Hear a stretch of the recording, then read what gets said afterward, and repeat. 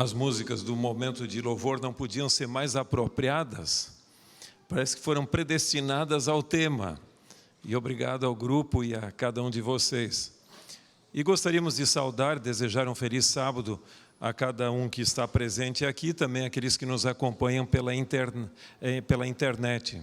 Que esse sábado seja uma rica experiência na sua vida e que você seja ricamente abençoado. O tema que escolhemos é convosco todos os dias. Ali você tem a sentença mais completa. E vamos ver se a coisa funciona. Eu decidi colocar algumas citações aqui que são fundamentais para a nossa consideração. E também algumas fotos, e vocês vão entender depois o porquê. Eu não sei se o controle não está funcionando. Eu tenho um pensamento que muitos não gostam, eu digo maldito aquele que confia na tecnologia. Porque normalmente funciona sempre até o momento que deveria funcionar, mas sem ela também seria difícil. Eu não sei se o grupo lá de trás tem condições de trocar, passar os slides, o que a gente faz, o povo da tecnologia.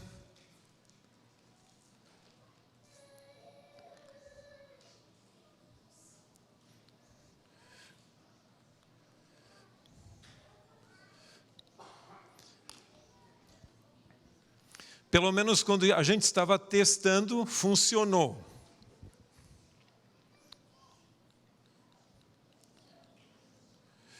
Se não há... Opa, não precisa também tanto assim, né?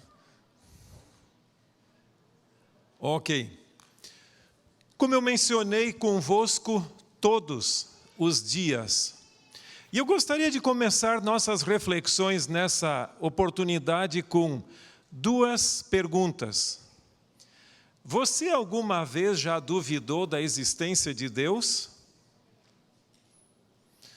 Veja, quanto mais você raciocina ou usa a sua razão sobre a questão de Deus, parece que mais difícil as coisas se tornam. E a outra pergunta é, ou você já questionou se Deus realmente se interessa por você individualmente? Eu sei que algumas pessoas estão abanando a cabeça aí dizendo não, sempre creram. Mas às vezes, pode não ter sido a sua experiência, às vezes eu já me ponderei também, como pode que nunca houve um tempo em que Deus não existisse? Isso é impossível. Todas as coisas têm um início. Mas depois você fica pensando, não é dizer que todas as coisas têm um início. Se você diz que a matéria teve início, então o espaço é eterno. Se você me diz o contrário, também pode acontecer. Para descrer de Deus, eu devo crer que... Você tem duas opções. Ou você crê que Deus existe e Ele é inteligente e criou todas as coisas, ou você vai ter que crer que a matéria em si tem o poder criador de Deus. Então é mais ou menos aquilo, não tem como sair dessa situação. Agora, por outro lado também,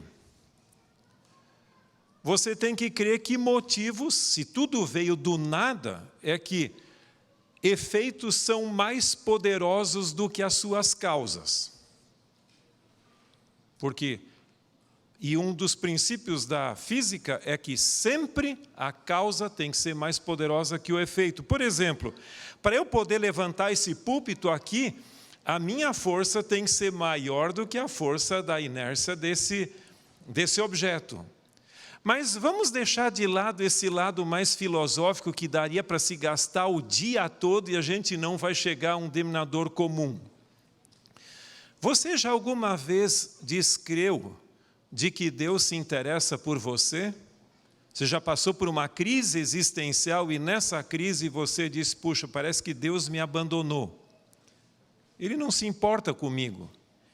Ele ama a sua igreja. ama os seus filhos, mas eu, como indivíduo, não conto muito. Espero que você não tenha passado por isso, mas muitos que eu conheço já enfrentaram esse tipo de dilema na sua vida, especialmente quando as coisas não caminham muito bem. Eu gostaria, nessa oportunidade, de destacar 3 pontos que eu julgo muito fundamentais para as nossas considerações. E um deles é o conhecimento de Deus. Nós podemos conhecer a Deus? Claro que sim. Há um texto que eu gosto muito e você encontra no livro do profeta Oséias. E no capítulo 4, o verso 6 de Oséias, você tem um dos textos que tradicionalmente nos círculos adventistas tem sido um dos textos mais mal compreendidos. Aqui diz o seguinte, só a primeira sentença: o meu povo está sendo destruído porque lhe falta conhecimento. A nossa tendência é dizer mais ou menos que realmente o nosso povo está ignorante, a gente tem que dar mais conhecimento teórico para eles, mais teoria para que eles possam ter uma base melhor. É esse o conhecimento que o texto bíblico se refere? A resposta você tem ali no capítulo 6 e o verso 3. Aqui nos diz o seguinte: conheçamos e prossigamos em conhecer ao Senhor. Como a alva é a sua vinda é certa, e Ele descerá sobre nós como chuva serôdia que rega a terra. Você percebe que esse texto que acabamos de ler, ele traz a resposta para o primeiro?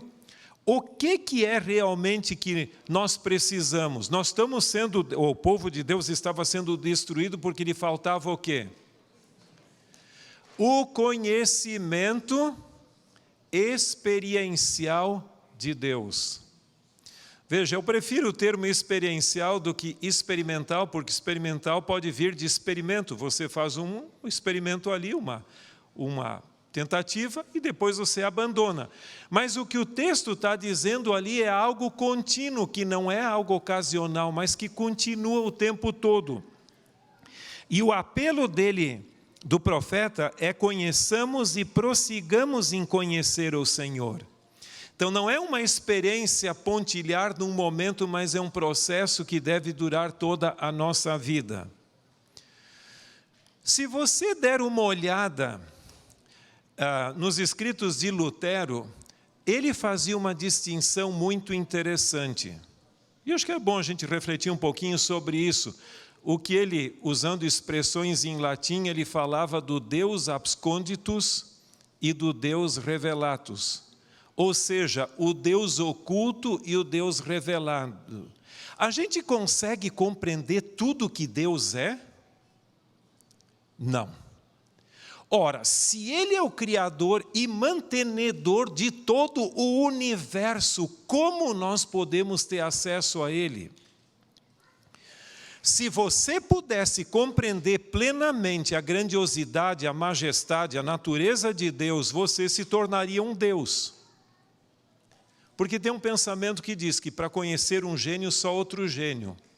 Não é um indivíduo ignorante que consegue compreender a capacidade de um gênio. Agora, imagina conhecer a Deus. Mas, ao mesmo tempo, esse Deus que é tão majestoso, tão grande, tão poderoso, eterno, e você sabe as características que a Bíblia apresenta sobre Ele, Ele quer que nós o conheçamos. E aí entra o Deus revelado. Agora, quando nós tratamos desse assunto, a gente tem que cuidar uma coisa. E Ellen White até apela sobre isso: cuidado que quando você estuda a natureza de Deus, você está tocando, você está em terreno sagrado. É pena que algumas pessoas hoje, por esse mundo afora, brincam com a natureza de Deus como se fosse qualquer outra coisa comum da vida, como eu tiro ou ponho um casaco. Não. Em realidade, Deus é muito mais do que isso. Mas Ele se revela a nós, Ele se dá ele nos se revela de tal maneira que pelo menos possamos compreender aquilo que a nossa condição como criaturas podemos entender. Mas não se esqueça que sempre haverá, nesta vida e por toda a eternidade, uma distinção entre Criador e criatura. O grande problema é quando a criatura acha que pode brincar de ser criador também. E alguns se atrevem a isso. Veja uma declaração de Ellen White que eu acho muito interessante. E que ninguém se aventure a explicar a Deus. Os seres humanos não podem explicar-se a si mesmos. Em outras palavras, você não tem nem como compreender. Quer começar? É só você nunca vai conseguir compreender o que é o seu cérebro. E uma vez eu li um artigo na revista Veja que eu achei muito interessante. Ele dizia o seguinte: vamos supor que a gente que você decida pegar o seu cérebro e estudá-lo de acordo com a configuração dos neurônios que ele tem agora. Que você consiga estacionar e estudá-lo. No momento que você vai conseguir compreender o seu cérebro ali, os neurônios já assumiram outra configuração. E aí você tenta ali. Quando você chegar naquele estágio, ele já assumiu outra configuração. Então não tem como. Para começar, nem o mistério da vida você entende. E por mais que a gente conseguiu fazer alguma coisa, nem de uma grama o ser humano conseguiu dar vida. Às vezes eu brinco com algumas pessoas dizendo, puxa, essas flores artificiais são mais bonitas até do que as originais. Até pode ser, mas tem uma diferença, elas não têm vida. Estão ali estáticas, criação do ser humano. Mas temos uma outra que eu acho interessante, e quando eu li essa declaração, faz algumas semanas atrás, isso mexeu muito comigo. Ela diz o seguinte: são aqueles que nenhum conhecimento experimental têm de Deus, que se aventuram a especular a seu respeito. Conhecessem mais dele, teriam eles menos o que dizer acerca do que ele é. Aquele que na vida diária mantém a mais estreita comunhão com Deus e que tem o mais profundo conhecimento dele, compreende com mais intensidade a total incapacidade dos seres humanos de explicar o Criador. Você sabe que quanto mais se explica o amor, menos se sente?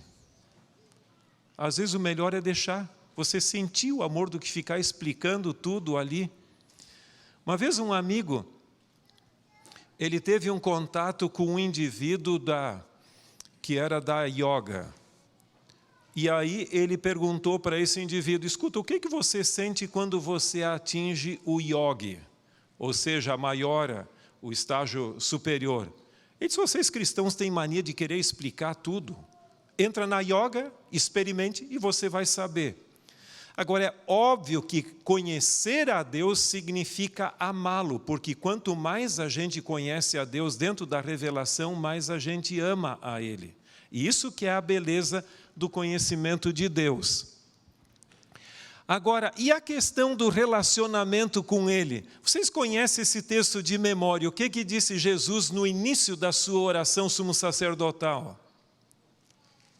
E a vida eterna é esta, que te conheçam a ti como único Deus verdadeiro e a Jesus Cristo a quem enviaste. Esse é um texto fundamental.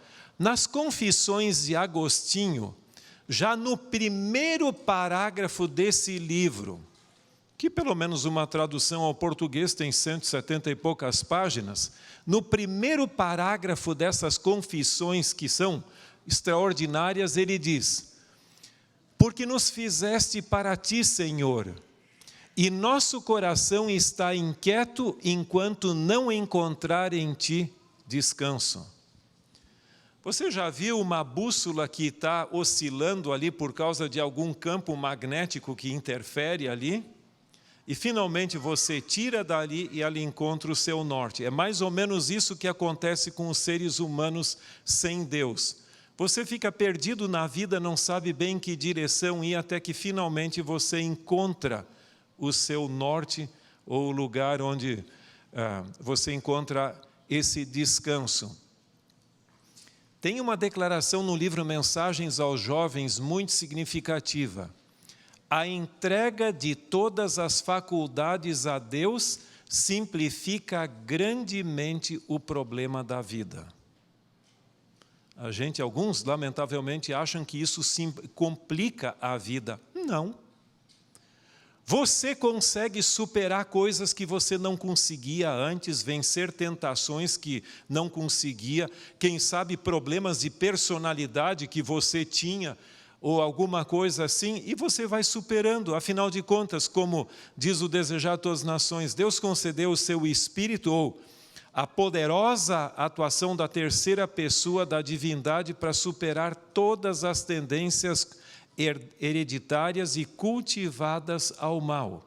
Você não é perfeito e nunca vai ser no sentido absoluto, mas simplifica em muito a vida, porque você encontra descanso em Deus.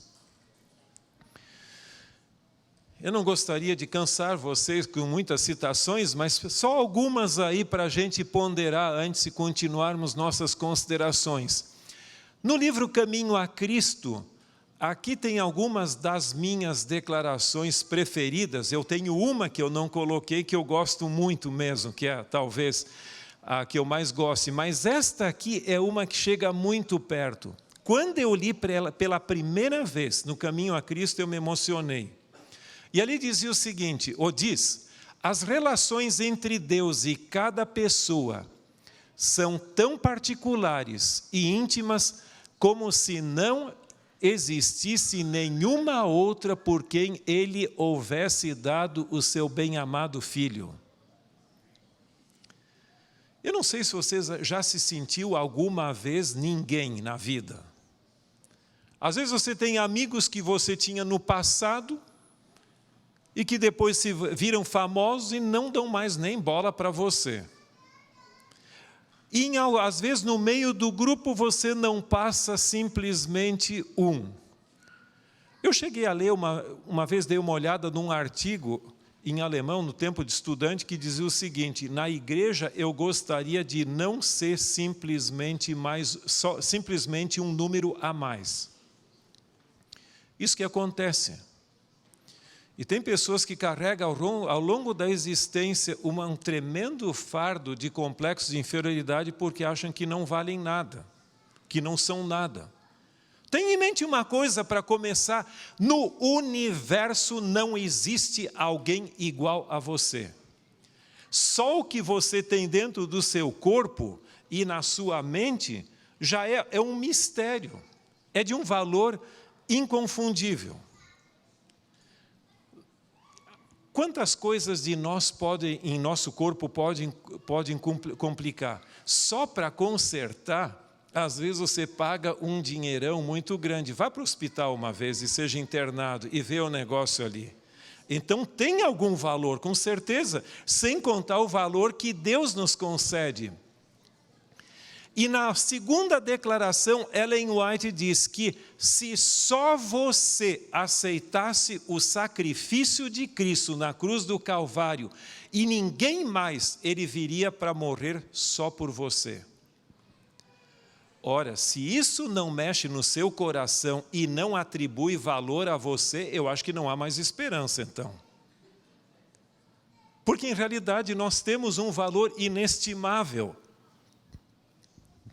Agora vem a questão do cuidado de Deus por nós. Tem um texto que talvez você poderia ler em casa um pouquinho mais, nós não vamos ler todo esse texto, mas é um texto muito significativo. No Sermão da Montanha, Jesus se dirige às pessoas que estavam escutando da seguinte maneira: vocês já viram os lírios nos vales? Crescem ali no lodo, tão bonito, nem Salomão em toda a sua glória conseguiu fazer algo semelhante. E Jesus vai usando várias analogias ali para dizer do cuidado, dos pássaros e tudo mais. Às vezes a gente tem que ler um pouquinho sobre esse assunto e para abrir os nossos olhos, que a gente fica tão com a mente fechada.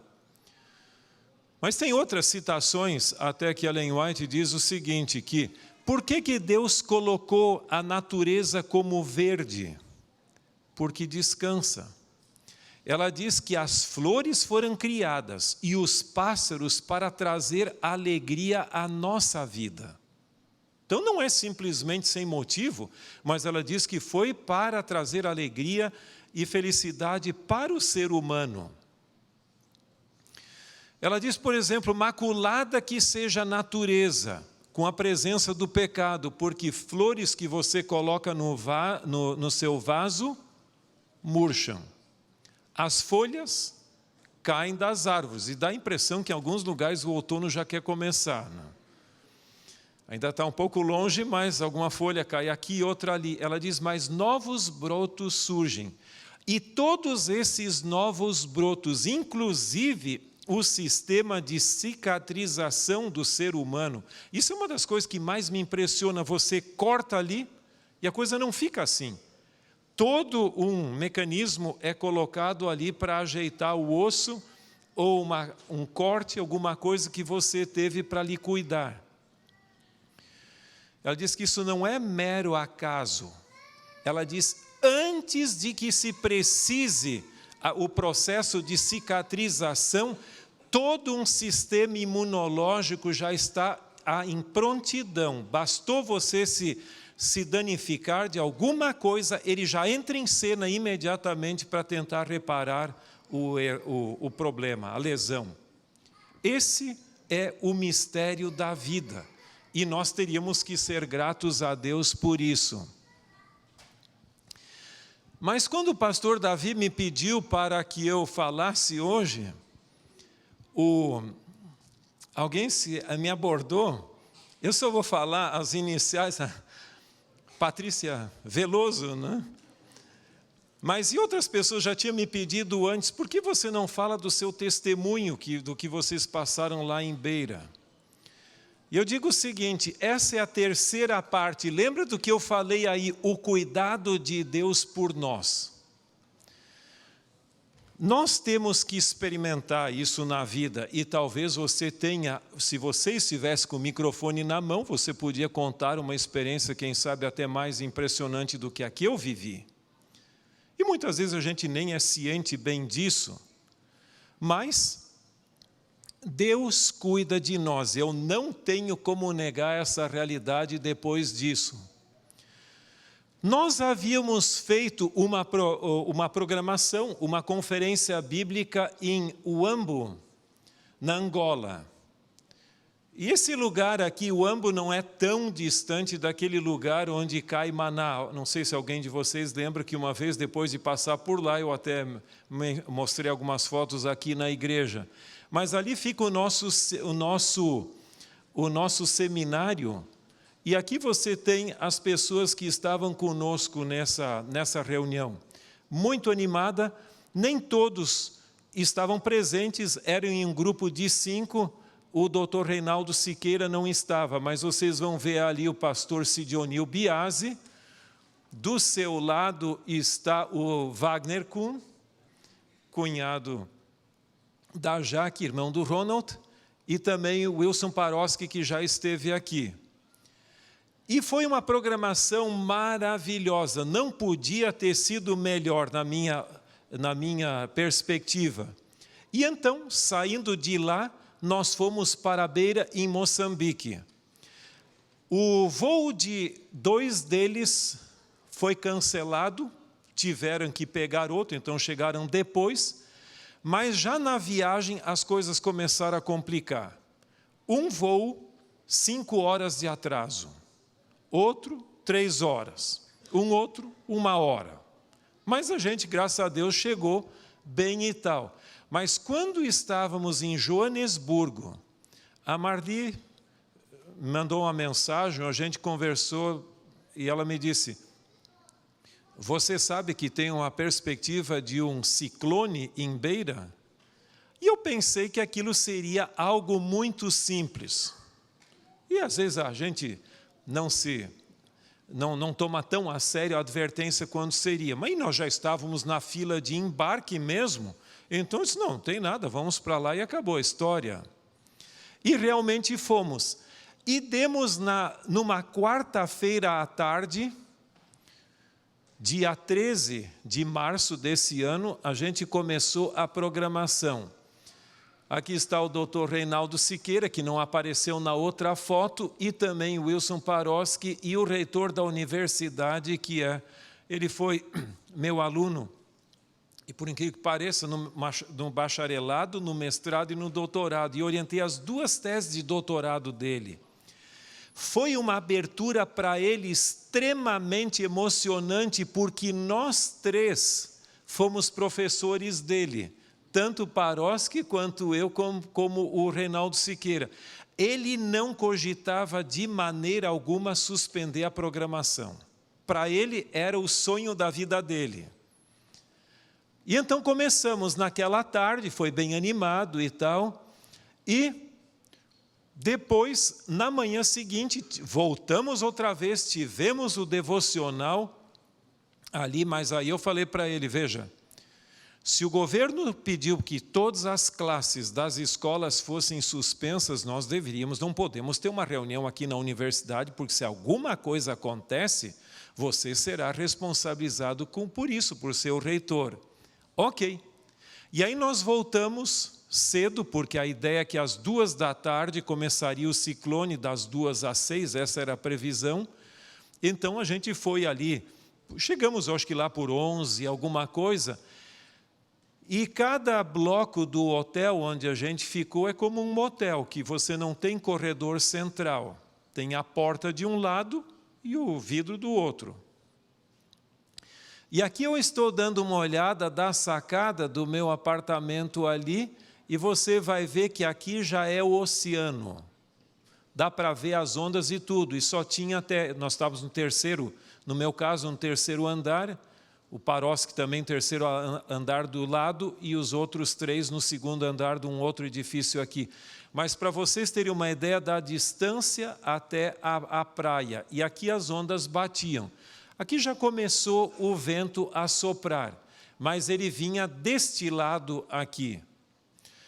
Só que depois mudou e começou a vir diretamente dali.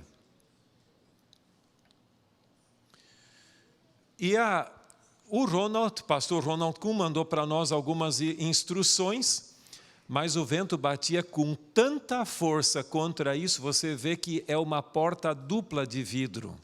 Quando é uma só, é uma coisa, mas quando é dupla é muito mais frágil do que as demais. E eu comecei a colocar coisas ali, uma escrivaninha, a cômoda, outros criados mudos em cima e também para segurar, mas aquilo batia e trazia de volta dentro da coisa que havia ali, dentro em outras palavras, a porta de vidro cedia, ia movendo tudo isso. Parecia que a qualquer momento isso se romperia, não teria outro jeito. Por outro lado, a porta também aqui batia muito, então colocamos um móvel, eu coloquei um móvel que sobrou ali. E cada um estava no seu devido apartamento. Então nós não ficamos juntos, a gente nem sabia bem o que iria acontecer. E, segundo as orientações, o lugar mais seguro é o banheiro. Só que também entre o banheiro e o quarto havia um grande vidro. E o box do chuveiro também de vidro. Se isso chega a quebrar, imagina, são como navalhas ali cortando você. Então, como era uma cama super king, dessas que tem dois colchões, um do lado do outro, eu coloquei um em cima, outro aqui do lado, e roupa de cama, e travesseiros e coisa para passar a noite ali. Porque se fosse dentro da banheira, de 2 uma. Ou você escolhe para a sua cabeça arrebentar, porque você não cabe deitado completamente horizontal, ou as suas pernas. Então eu achei mais ficar aqui nessa paredezinha da banheira encostado do lado. e o teto balançava e fazia um barulho ensurdecedor. O certo é que, depois, a gente não podia nem imaginar o que podia acontecer. Para vocês terem uma ideia, a previsão era das 14 às 18 horas. Só que esse ciclone voltou para o Oceano Índico e depois voltou com toda a força. E a maior intensidade foi de madrugada, da 1h30, 1h35 até as 2 da madrugada. O barulho do vento era como o rugir de leões, assim, aquele bem seco e grave, né? Porque antes assobiava. É difícil a gente saber exatamente, mas a previsão dizia que os ventos chegaram a 170 km por hora, mas a meteorologia local chegou a dimensionar 200 km por hora. As ondas vinham a uma altura de 7 a 10 metros. E elas com 4 metros, como diz os especialistas, não tem edifício que suporte, que aguente. Agora, vocês viram numa foto que eu mencionei antes aqui? Vocês viram quão alto aqui é essa proteçãozinha aqui? Uma questão de não passa de 2 metros, talvez 3 metros ali. Ondas com essa altura entrariam aqui e destruiriam tudo. Mas por incrível que pareça, as ondas vinham nessa altura e quando chegavam aqui, elas baixavam para 2 metros, na região do nosso hotel. Não tem explicação como isso pode acontecer, porque normalmente chegando na beira, ela aumenta até, por causa da profundidade que tem. Só a proteção de Deus e um milagre. Tem muita coisa que podia ser mencionado. Aqui vocês têm uma ideia como ficou a parte exterior, toda a cobertura voou, era zinco. E se você saísse fora, era como se fossem navalhas voadoras, ali que podia lhe cortar a qualquer momento. Aqui é só aqui é uma foto de um dos restaurantes do hotel, como ficou. Aqui é a escola, a universidade onde nós começamos a programação. O reitor que vocês viram naquela foto dizia que quando eles iam para um canto, o telhado caía ali. Eles saíam dali, iam para o outro, caíam ali. Então eles não sabiam mais onde se esconder. Até que foram no restaurante da universidade e lá eles encontraram abrigo e ninguém foi atingido. Quanto se sabe, eu não busquei informação hoje, mas pelo menos naqueles dias nenhum membro da nossa igreja teve problemas pessoais. Mas a cidade foi 90% danificada, seriamente, 90% dos prédios. Isto aqui, para você ter uma ideia, é o mesmo lugar onde nós começamos as reuniões ali, que você viu o grupo ali na frente. Aqui não tem mais cobertura, voou tudo. E na manhã seguinte, quando os ventos acalmaram um pouco mais, porque como era o 3º andar, não era difícil o vento pegar e nos jogar para baixo ali, então deixamos acalmar um pouco e descemos ali. E fomos visitar a cidade. Aliás, alguns lugares ali estava tremendamente danificado. Sem luz, sem água, sem comunicação de nenhuma espécie. No sábado de manhã cedo, fomos tentar ver se havia possibilidade de sair por terra, uma grande rodovia. Também não havia, porque aquela rodovia foi cortada pelas águas, o aterro, e era como se fosse um rio. Então, além dos ventos e das inundações, não havia outra alternativa.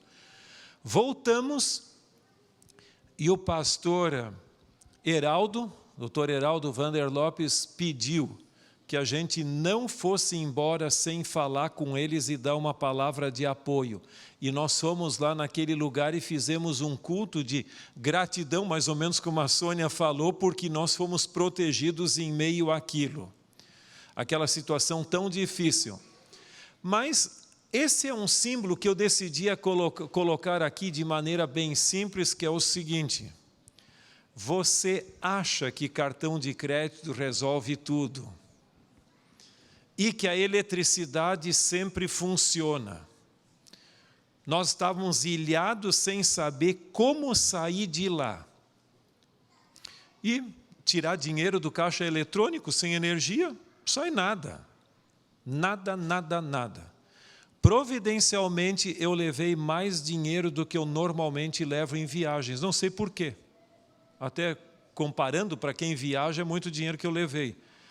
Aquela foi a nossa saída para comprar passagens ali escritas, isso é o bilhete de passagem, o canhoto que ficou comigo, com um carimbo ali escrito à mão, porque não havia nem como imprimir, não tinha energia elétrica. Mas antes de irmos para lá, eu ainda encontrei no meu chinelo, na minha sandália havaiana, um prego que ficou do lado, bem comprido aqui, do lado do meu pé e não me atingiu. Então você fica pensando, é uma sequência de coisas de como Deus intervém na nossa vida. Os ventos podiam ter derrubado aquilo. A inundação, sem dúvida. Coisas pequenas. Mas ao mesmo tempo, por incrível que pareça, o presidente da nação decidiu voar para o aeroporto ali no domingo, para poder visitar ali e ver os estragos que aconteceram na cidade. Com isso, o aeroporto mesmo, com boa parte do teto destruído e danificado, a pista e tudo, tiveram que abrir e deixar em condições de poder sair. Nossos voos tinham sido cancelados, tudo. Eu tinha perdido até o meu. Eu ia pregar sábado de manhã lá na universidade e depois, no final da tarde, sairia. Mas uma companhia local decidiu colocar alguns voos. Acho que uns 2 voos de saída. Quando chegamos lá, eles disseram o seguinte: vocês podem sair só se vocês pagarem em dinheiro a passagem. E alguns colegas não tinham levado dinheiro quase, coisinha de nada, porque sempre cartão de crédito resolve tudo. Aí, graças a Deus, que eu consegui pagar não só a minha passagem, mas de alguns outros também, e nós conseguimos sair de lá. No domingo, a emoção foi, não tinha como descrever, como conseguimos sair de uma situação tão caótica, sem nada acontecer. Daria vontade da gente se tocar e dizer, mas sou eu mesmo que estou aqui? E tal. Um colega no avião disse que quando o avião decolou, ele estava chorando em prantos porque achava que seria o fim. Mas eu gostaria não de terminar com isso é simplesmente um testemunho pessoal de como Deus nos protegeu. Eu gostaria de destacar algumas lições para a nossa reflexão, antes de concluirmos. Em primeiro lugar, eu não coloquei ali, a vida é extremamente frágil. Você chega num ponto que você não tem controle nenhum. E alguém perguntou, e você conseguiu dormir aquela noite?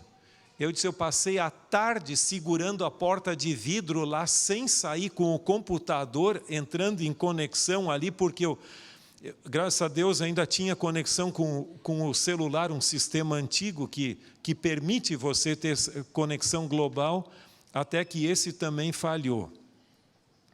E a Marli entrou em contato comigo, outras pessoas, o pastor Ted Wilson também até mandou uma mensagem dizendo que toda a igreja ao redor do mundo estava orando por nós ali. Mas chegou num ponto de exaustão tão grande de madrugada que eu disse, não adianta, se é agora, que seja. Você, à noite escuro, você só imagina a que horas o prédio vai tombar com você dentro. Mas tem 3 coisas.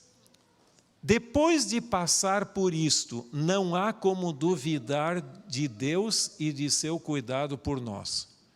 Não há explicação racional e lógica para isso.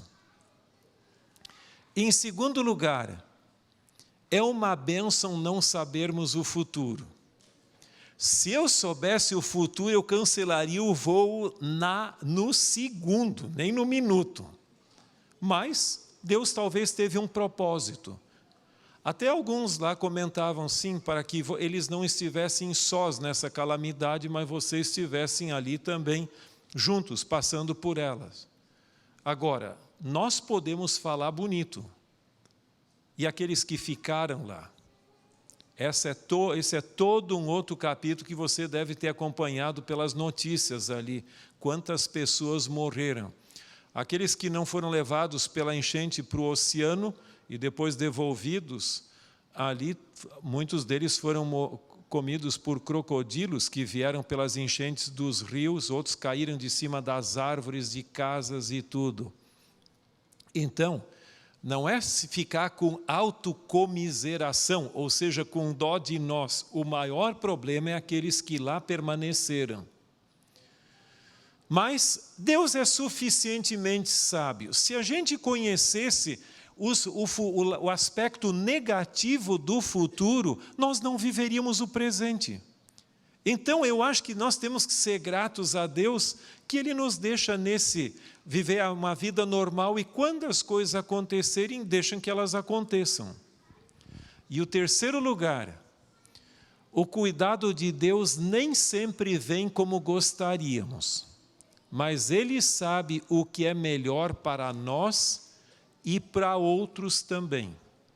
Muitas vezes nós somos chamados a testemunhar em meio ao sofrimento a outros também.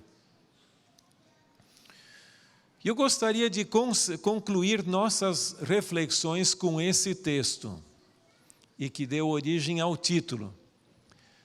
Essa grande comissão a gente normalmente olha mais no sentido, tem que batizar, tem que fazer discípulos, é isso, mas ela tem muito mais do que simplesmente isso. A grande comissão envolve, mas tem mais. Jesus, aproximando-se, falou-lhes dizendo: toda a autoridade me foi dada no céu e na terra. Ide, portanto, fazei discípulos de todas as nações, batizando-os em nome do Pai, do Filho e do Espírito Santo, os três maiores poderes do universo, como diz Ellen White, ensinando-os a guardar todas as coisas que vos tenho ordenado. E eis que estou convosco todos os dias até a consumação do século. Há duas sentenças que eu gostaria de sublinhar e já estão sublinhadas na tela. Toda a autoridade. Se Jesus detém toda a autoridade, não há como duvidar do seu poder. E eu achei interessante, uma vez que eu estava no escritório do presidente da União Portuguesa e tinha um pensamento em inglês e português que dizia assim: Senhor, dê-me a certeza de que nada vai acontecer hoje comigo que juntos, tu e eu, não possamos administrar. Eu acho que esse pensamento é muito significativo. E depois essa gloriosa promessa: estou convosco todos os dias até a consumação do século. Você deve manter esta expressão como sua: estou convosco todos os dias. Nos dias em que o sol brilha maravilhoso e parece que a vida só sorri para você. E naqueles dias sombrios, em que você está passando pelo vale da sombra da morte, nunca se esqueça que não há condicionalidade nessa declaração. É todos os dias, e se é todos os dias, é todos os dias, quer sejam dias bons ou dias não tão bons. Mas que Deus lhe dê essa confiança e essa segurança, hoje, amanhã, depois de amanhã e todos os dias de nossa vida. Deus abençoe. Vamos nos colocar em pé para a oração?